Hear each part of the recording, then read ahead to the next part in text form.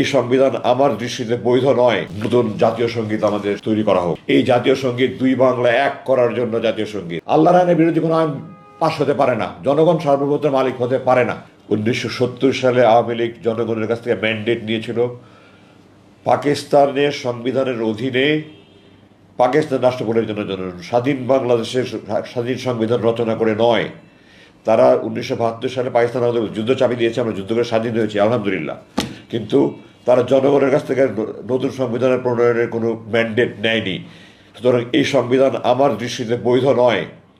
একটা নতুনভাবে কমিটি করে নতুন সংবিধান প্রণয়ন কমিটি করে একটা নতুন সংবিধান করে এটা বাতিল করা হোক। আমাদের জাতীয় সঙ্গীত আমি আপনাদের দৃষ্টি আকর্ষণ করতে চাই। 1905 বঙ্গভঙ্গ রদের জন্য এটা রবীন্দ্রনাথ লিখেছিল, আমার সোনার বাংলা আমি তোমায় ভালোবাসি।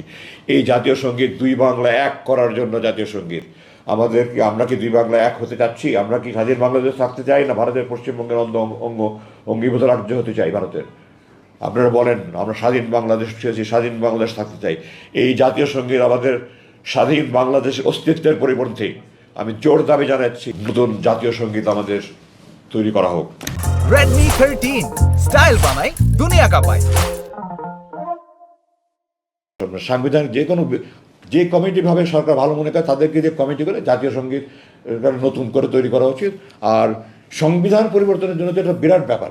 সংবিধানটা মানবাধিকার পুনর্নিশ্চিত করতে হবে। সংবিধানে সশস্ত্র বাহিনীর সদস্যদের আইন তাদের বিরুদ্ধে অন্যায় হলে আইনের আশ্রয়ের কোনো সুযোগ নাই, এটাকে বাতিল করতে হবে। আল্লাহর একত্ব পূর্ণত অস্তিত্ব বিস্তারের আল্লাহ শত শত আয়াত নাজিল করেছেন। রসুল যখন আনসারদের হাতে শপথ নিয়েছেন তাদেরকে বলেছেন আমার যে কোনো ন্যায়সঙ্গত আইন তোমরা মানবেন। রসুল জানতেন উনি কোনো অন্যায় আজাদ দেবে না, আনসাররাও জানতো আমরা কোনো তিনি অন্যায় দেবে না, তারপরেও এটা উনি রসুল বলেছেন। আল্লাহর আইনের বিরোধী কোনো আইন পাশ হতে পারে না, জনগণ সার্বভৌমত্বের মালিক হতে পারে না।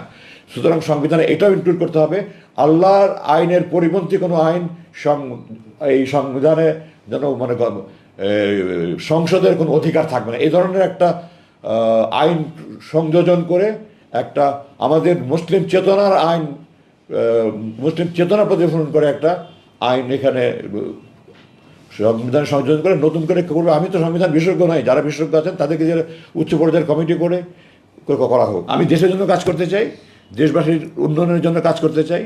কী ফর্মে কাজ করবো, কীভাবে কাজ, আল্লাহ আমাকে কীভাবে কাজ করতে হবে এটা সময় বলে দেবে, এটা আপনারা সময় দেখতে পাবেন। আপনারা দোয়া করেন আমার জন্য। আমি আপনাদের কাছে, সমস্ত দেশবাসীর, সমস্ত বিশ্বের সমস্ত বাঙালি মুসলমানদের কাছে, সমস্ত মুসলমানদের কাছে আবেদন জানাই, যত অন্যায় জুলুম যেখানে যা হচ্ছে সেগুলোর যেন প্রতিকার হয়। আমাদের দেশ যেন আমরা সুখী সমৃদ্ধি বাংলাদেশ সবাই ঐক্যবদ্ধভাবে গড়ে তুলতে পারি। আসুন আমরা সবাই মিলে কাজ করি। আমি আমার জান দেওয়ার জন্য প্রস্তুত আছি। আমার পরিবারের পক্ষ থেকে, আমার সবাই পক্ষ থেকে আমি বলছি, আমরা আমাদের পক্ষে চাকরি আমরা করবো ইনশাআল্লাহ। এই প্রতিশ্রুতি দিয়ে আমার বক্তব্য শেষ করছি। ধন্যবাদ। আসসালামু আলাইকুম।